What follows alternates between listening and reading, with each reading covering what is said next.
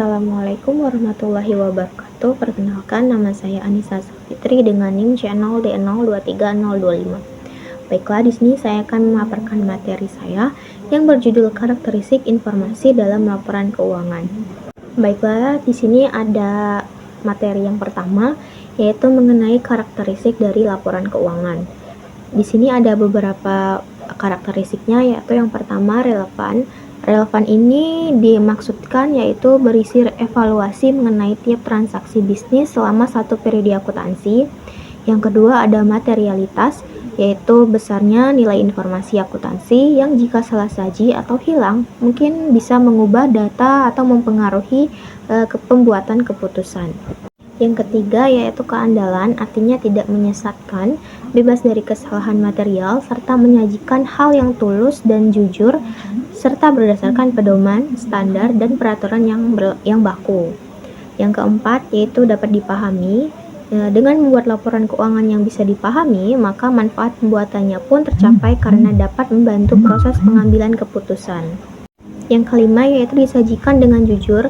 Laporan keuangan yang tidak disajikan dengan jujur tentunya akan menghasilkan risiko atau dampak dari negatif. Dan yang terakhir yaitu netral, karena laporan keuangan dibuat untuk kebutuhan umum.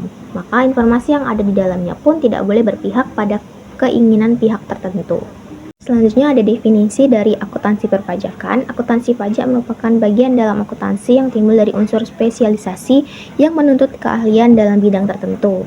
Akuntansi pajak tercipta karena adanya suatu prinsip dasar yang diatur dalam Undang-Undang Perpajakan dan pembentukannya terpengaruh oleh fungsi perpajakan dalam mengimplementasikan sebagai kebijakan pemerintah.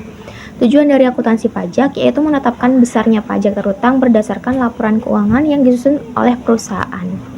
Selanjutnya ada beberapa konsep dasar akuntansi perpajakan, ada 10. Yang pertama yaitu pengukuran dalam mata uang, yang kedua kesatuan akuntansi, yang ketiga konsep kesinambungan, yang keempat konsep nilai historis, yang kelima periode akuntansi, yang keenam konsep taat asas, yang ketujuh konsep materialitas, 8 konsep konservatisme, yang kesembilan konsep realisasi, dan yang terakhir yaitu konsep mempertemukan biaya dan penghasilan. Selanjutnya yaitu terdapat nama-nama akuntansi perpajakan. Yang pertama ada neraca dan laporan laba rugi. Nah, neraca ini terdiri dari dua. Yang pertama sisi aset dan sisi kewajiban. Yang sisi aset ini merupakan beberapa dari nama akun pajak, yaitu terdiri dari pajak dibayar di muka atau prepaid tax yang terdiri dari PPh 22, PPh 23, PPh 24, 25 dan 28A jika ada. Yang kedua yaitu ada PPh atas pengalihan hak atas tanah dan bangunan, dan yang ketiga yaitu pajak masukan. Yang kedua yaitu sisi kewajiban.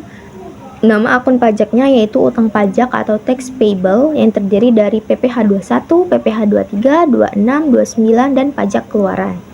Nah, yang kedua yaitu dari laporan laba rugi. Ada dua, yang pertama yaitu beban pajak penghasilan atau income tax expense, yang kedua PBB, terus pajak masukan yang tidak dapat dikreditkan, dan biaya materai dicatat sebagai beban operasional atau operational expense. Berikutnya ada peranan akuntansi perpajakan dalam perusahaan, ada 3. Yang pertama membuat perencanaan dan strategi perpajakan dalam artian positif. Yang kedua memberikan analisa dan prediksi mengenai potensi pajak perusahaan di masa yang akan datang.